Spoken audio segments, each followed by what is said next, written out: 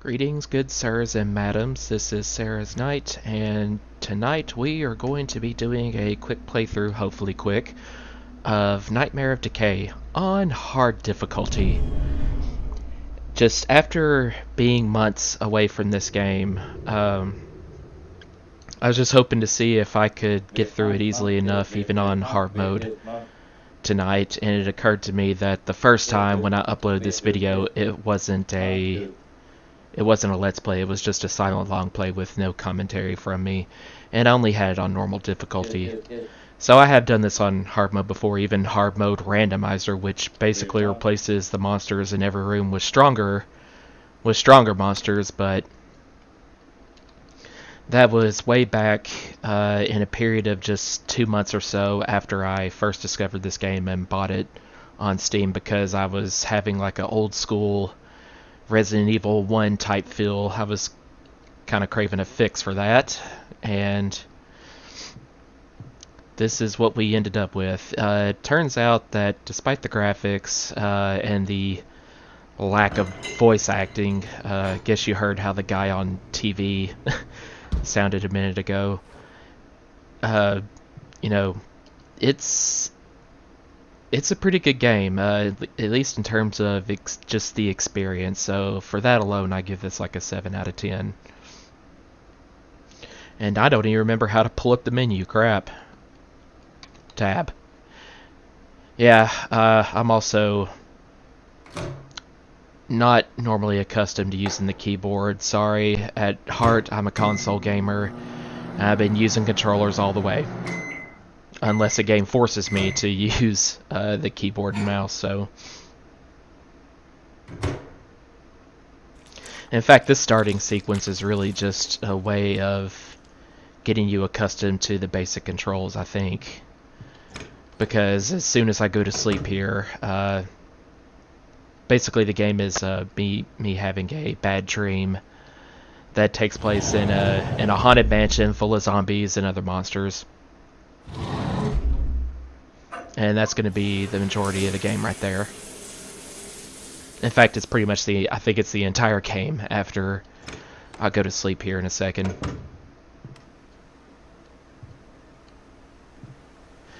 We did get a nice little jump scare right here.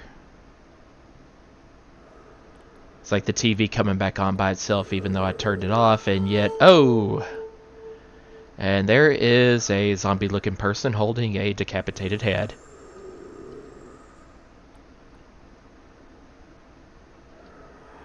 And we're like, hey, does he have something to do with the recent disappearances I've been seeing on the news just now?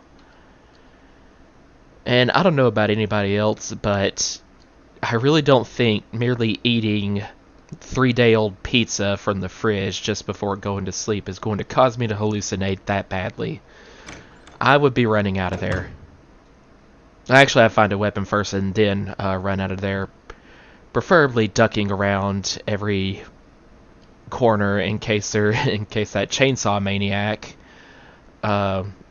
is going to be waiting for me to strike a blow if I just turn around a corner without looking where I'm going or anything. Yeah, I know I said chainsaw maniac referring to the zombie that I thought I hallucinated earlier. It's yeah, it turns out that same guy I'm going to be meeting in this dream, and he's got a chainsaw with him.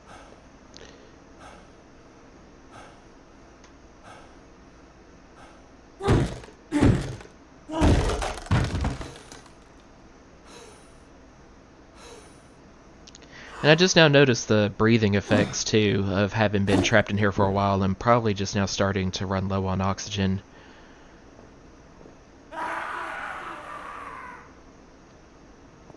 So we thought that scream came from the mansion. No, it's actually on down here. And this talking cat stops us before I can go investigate.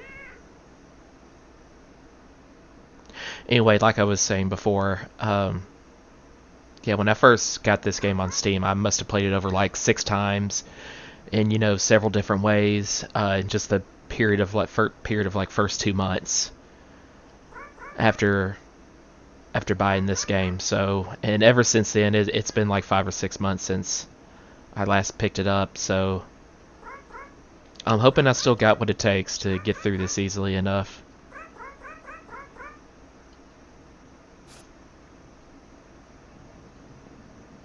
So we'll meet that cat again a few times throughout the game, and he's kind of like, congratulations on making it this far. Nobody else has. I've seen a lot of people come through here and die horribly. But you just might have what it takes. Okay, and I think we can also assign, yeah, hotkey. Which I will definitely need.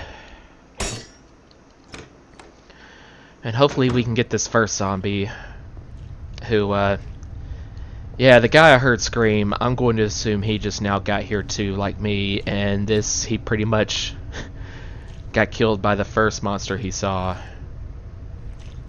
Whereas I have to survive the next hour and a half or so of gameplay.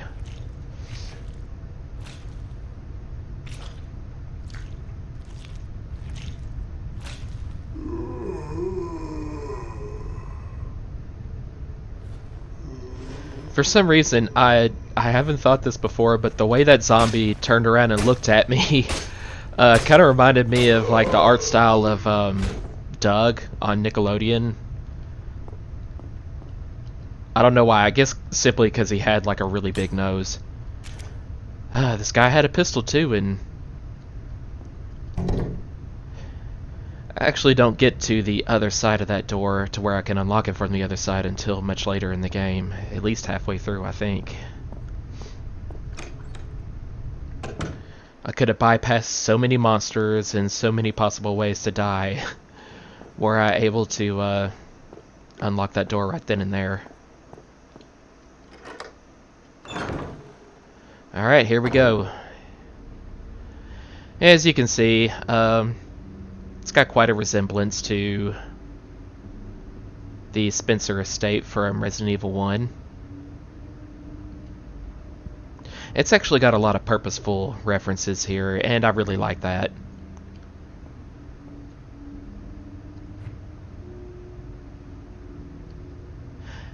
Yeah, these were saves from the hard mode randomizer, which was really hard. I'm so glad I could save anytime I wanted. Basically, I was saving after just about every single monster. If at least, after killing one, if I could retreat out of the room without risking taking any damage or something like that. If I was like, it's the kind of thing where you're like, all right, this is so difficult that as long as I manage to make it through this next little bit, literally just seconds of gameplay, without sacrificing a lot of health, or I don't think I used too many bullets, and then I'm going to save that progress. And I'll make multiple saves in case I, screw myself over so much at one point that I can go back to an earlier point without having to start the whole game over and seeing if I can do any better. Oh yeah, I forgot the main villain's name is William, just like me.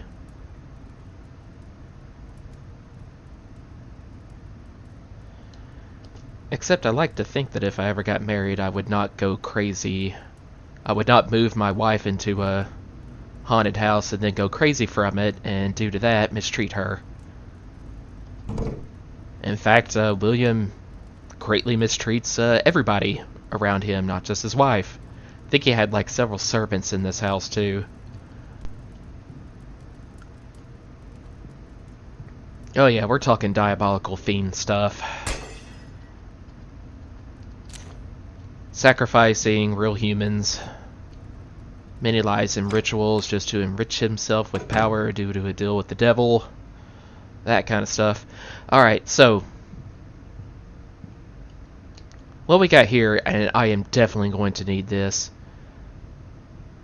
In fact, I don't even think I've tried just normal mode without getting the extra boost with ammo and health here. But we get to play a little mini game in order to win myself some prizes. We'll put the pistol on number 2.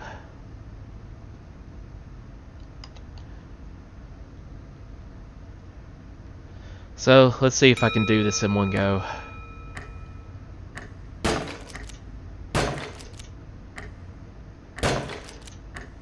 But yeah, if I get a great score and everything, I can pick up prizes from the glass cases that were over to the side. Well, I'm not doing too bad considering.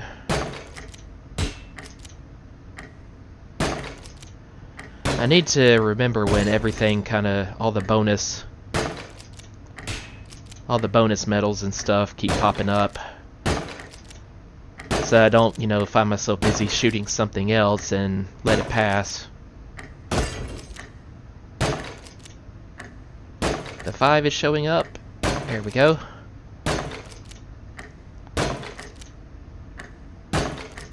Yeah, I think I might get this in one go.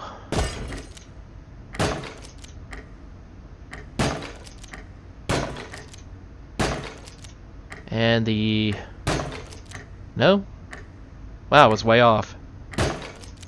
And I got distracted by the 3 right as it came up, causing me to miss a lot. Thing is, you need to kind of like focus on these for a split second so that your crosshairs can go in and you won't end up missing. Even though it looks like I'm shooting right at it, the crosshairs are all the way out, then it's your chances of actually hitting it. Almost got it. I think I just need 120 actually. Maybe it's 180, and just in case I'll keep going. I might be remembering it wrong. Because assuming I can still get the added time medal here.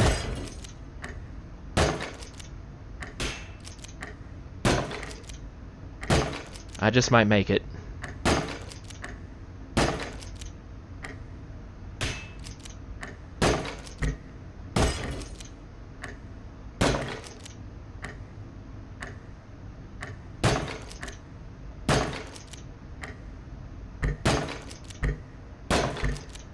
Yeah, just like with any Resident Evil game, your first time ever going through this mansion, exploring it, not knowing what doors are locked, when you're going to be able to get into a certain room. I don't know, just the experience of it really makes this game worth playing, and it was only like $5, so I highly recommend it.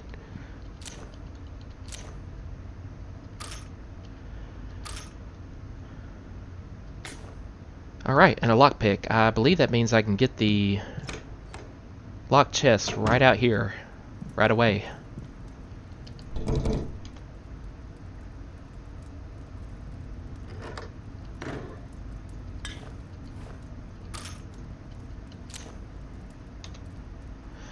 But still, even though I have all this ammo right away,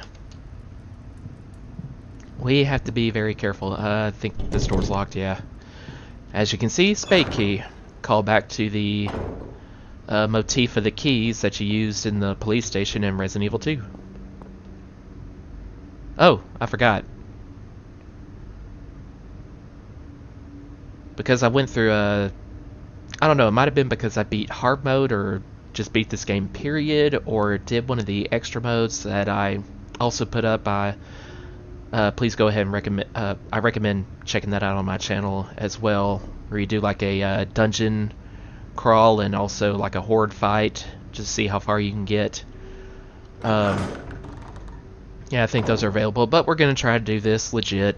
I might get the machete later, but submachine gun, no, that's way too much. And we might be able to finish them off, save a few. Yeah. That's one thing I do to save ammunition is if the zombie hasn't gone down in like 4 gunshots, it's probably safe that you can just bust out your knife and be able to finish him off with that before he gets all the way to you and you take damage.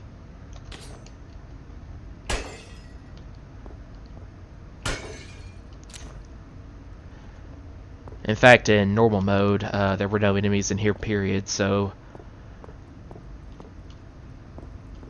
you can tell the difference right away.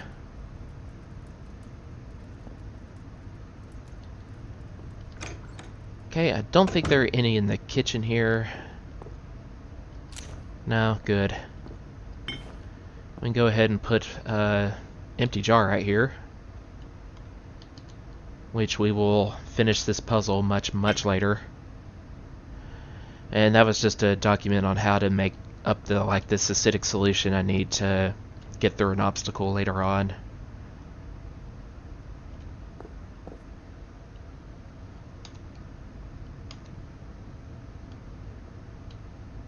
Oh, actually, you can't save anywhere, can you? You actually have to go all the way to the memo pad. I think I'm going to go ahead and do that, considering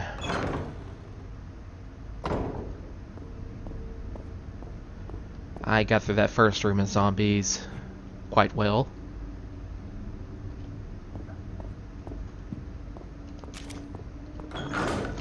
The thing is, you are extremely limited in your abilities during this game too. I can't go through this door, I believe, but I end up like face first into 3 zombies at once. So it's actually better to go around through the other side. I know where that door leads. Yeah, you're extremely limited in your abilities, even for survival horror, for the most part. And that you have to be like perfectly still when you reload. It takes an extremely long time. And you cannot run very far at all without losing stamina. In rooms where there are no enemies, you don't have a stamina bar, but when they appear, you can only like run and seemingly at a pretty slow jog for like 4 or 5 seconds before you get out of breath. And then you're a sitting duck. What did the dumbwaiter memo say again? Lord William is going to be furious. And I like how the person that wrote this note didn't actually try this suggestion. Of course it's for me to do later on, though. Now I think something I should go ahead and do here is talk to like this there's a guy stuck back here.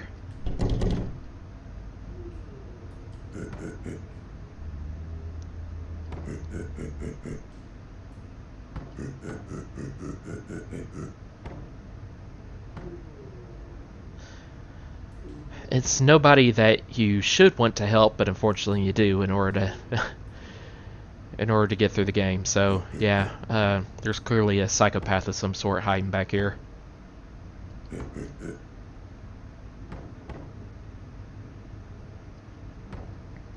In fact, I believe unsticking the dumbwaiter. Oh, that's nice. Got him right then and there. But yeah, that pantry key that I need to unlock this door is actually, I think that's the item I get for unsticking the dumbwaiter. Okay, I need to keep these guys on one side here.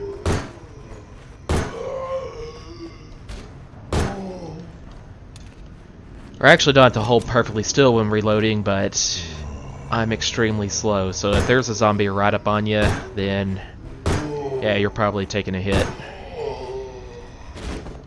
Okay. Fine so far.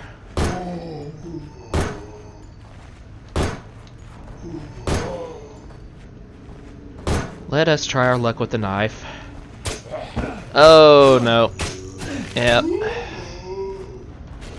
I misjudged that.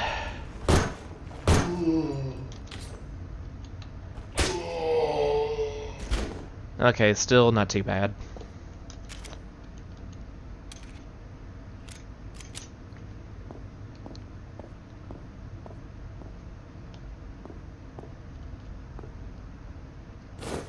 In fact, that's what we're going to use to unstick the dumbwaiter, and I had to talk to the monster behind the door in order to get the zombies to bust through here,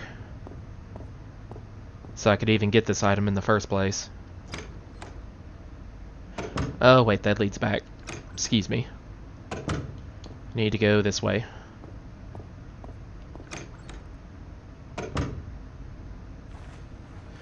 I think there's another zombie almost right behind me, so I really need to... Don't want to waste any time turning around, though, to see, because, well, I mean, the zombie right in front of me.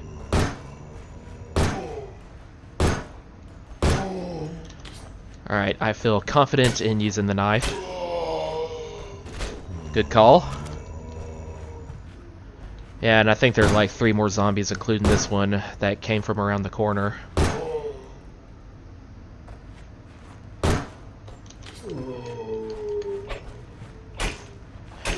The machete, if you know how to wield it, as you'd be able to see when you see, if you look at my video from a few months ago on the extra mode in which you're like fighting a endless horde.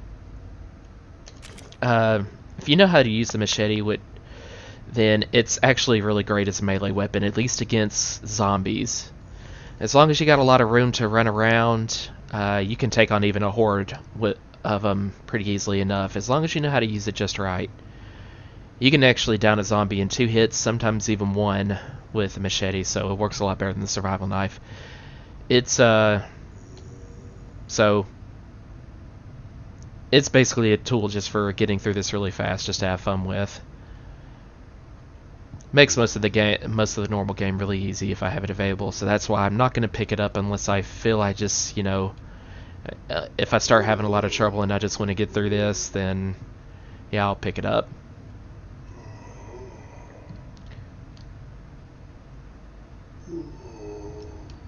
Okay, I think there are 2 more around this corner, and to come to think, there was only like a health drink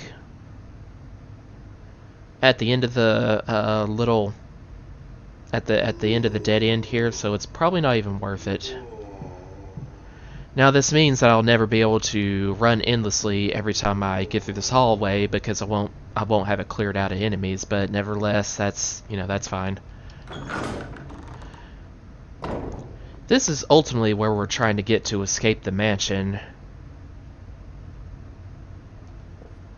So the item I need to ultimately get is like a crown that goes on to the bust right here to unlock this door. And then these enemies come to life. And unfortunately, yeah, on hard mode, you do not get any extra items in this room, so yeah, it will be pointless to go back here for anything until I'm ready to...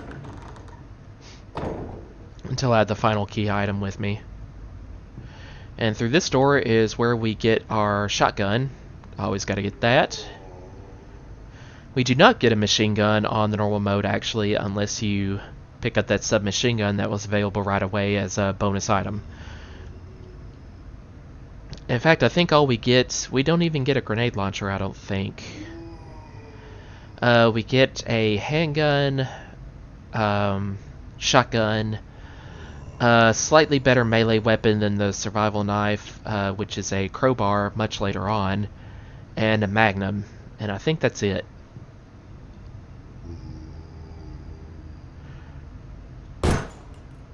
And hopefully we will not get the zombies' attention up there on the stairs until I'm done with this guy.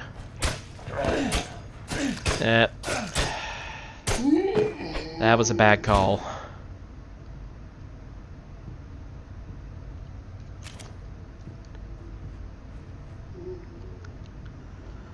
I'm going to go ahead and save through this door. Oh, yeah, this wasn't worth it either. There was just like a health drink or bullets back there. Even if I got those 2 zombies flawlessly, would not be worth it. I used up too much ammunition. Okay, good. The save room was through here.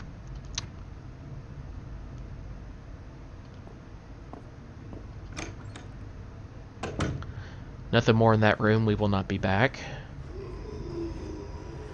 So, if I get these guys without taking a hit, well, I can't take a hit anyway, so as it will be a game over, but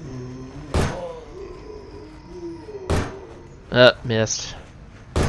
There was another zombie hiding back there. Crap.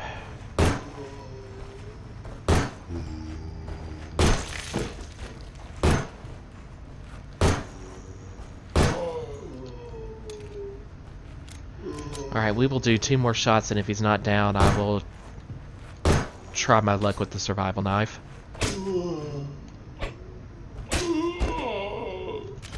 Okay, not bad. As you can see, all that extra ammunition I picked up, at least for the pistol, is already about done. I mean, by now I probably would have killed off half the inhabitants of the mansion, at least those that are already have, you know, placements in every room when I come across them that don't take any events to make new more enemies appear or anything. Yeah, I would have had half of them killed off by now with as many zombies as I've already done on hard mode. On normal mode would have already been about half. But let's go ahead and see if we can just grab this shotgun and run. Fortunately, zombies do not come through doors.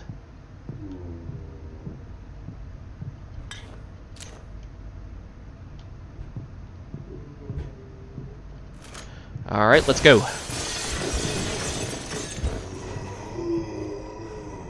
Oh boy, exhausted. Okay, that was actually close.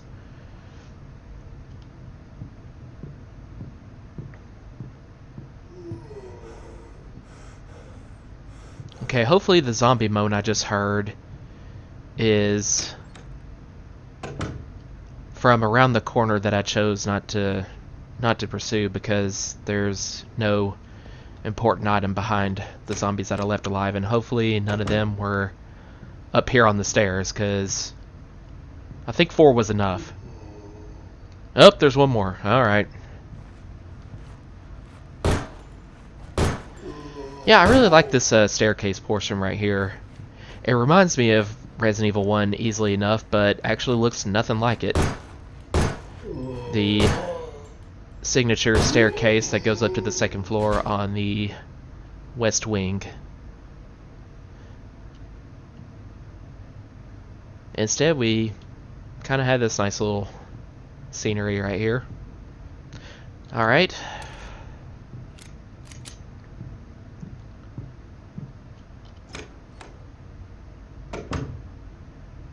There are no zombies so far. In fact, I think monsters appear after I solve the puzzle in here.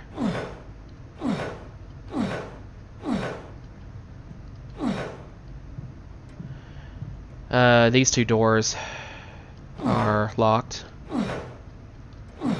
with a club key, I think. Interestingly, I don't think we ever saw the heart key. It was only a diamond, club, and spade. Or maybe it was heart, club, and spade, and you don't see the diamond.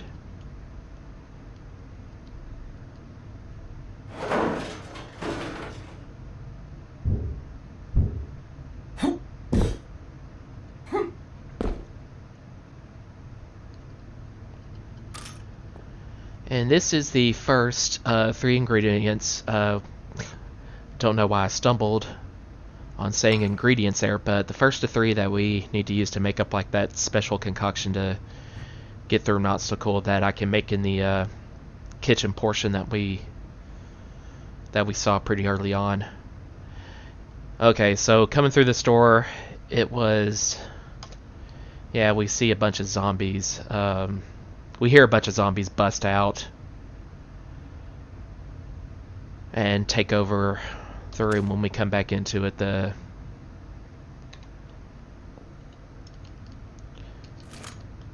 We might need the shotgun for this. Since he's so close up, it's worth it to go ahead and use a shotgun shell on him.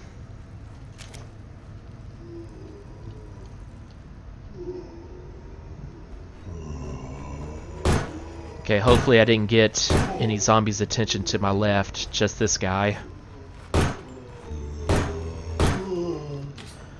We'll try using the survival knife.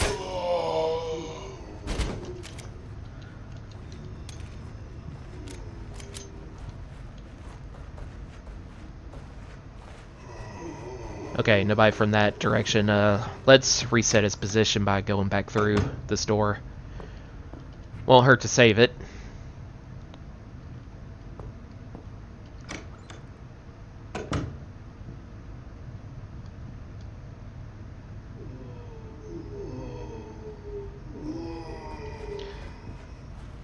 Ooh boy, that's a lot. In fact, let's go ahead and use the dynamite.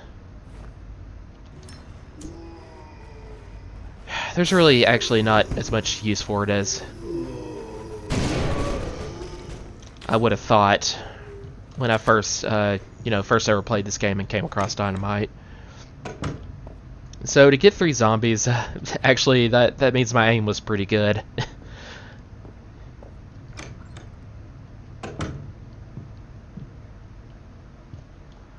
Alright, that just leaves 2 guys left. Alright, good.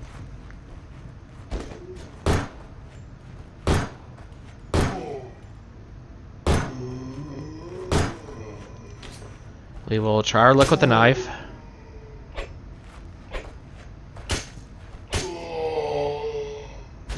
Alright. Good deal. So this is where we can I don't want to know what's in the bloody sack. Let's just get rid of it.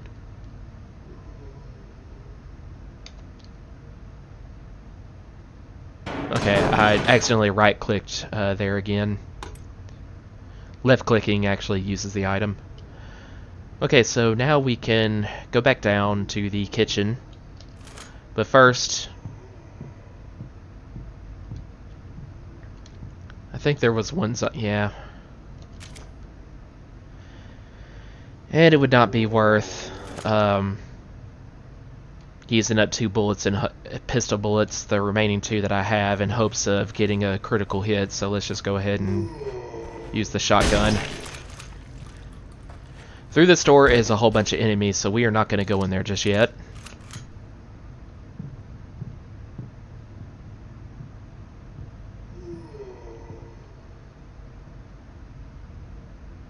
Okay, I heard another zombie. Oh, I guess there's one around this corner. Crap. Okay.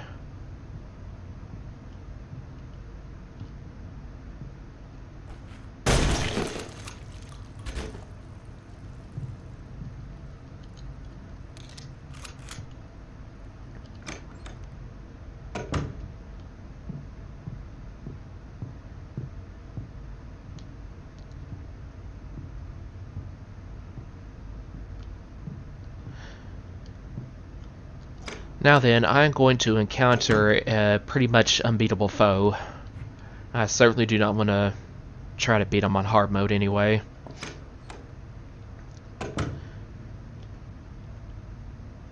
Don't even remember what I get for beating him, but I don't think it was really worth it.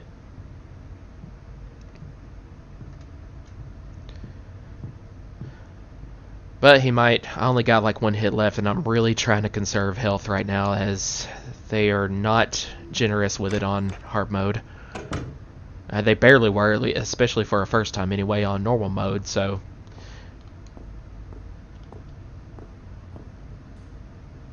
Oh, yeah, gotta actually grab the pantry key that fell down here.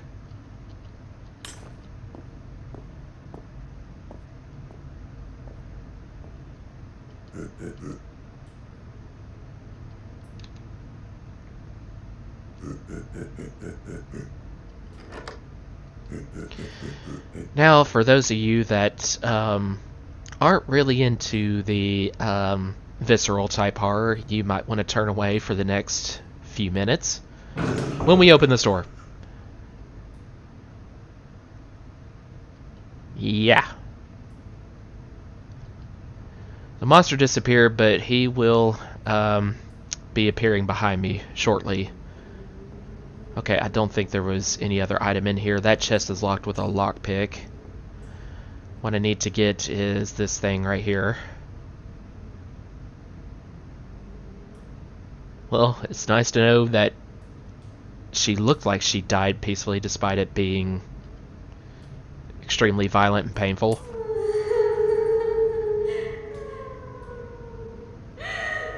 And yeah, we hear her ghost crying or something. And then the monster appears behind us, and we are not going to stick around.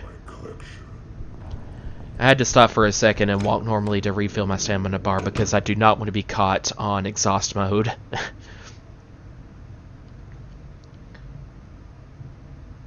with that guy right behind me. And unfortunately that means I'm going to have to bob and weave him every time I go through the kitchen.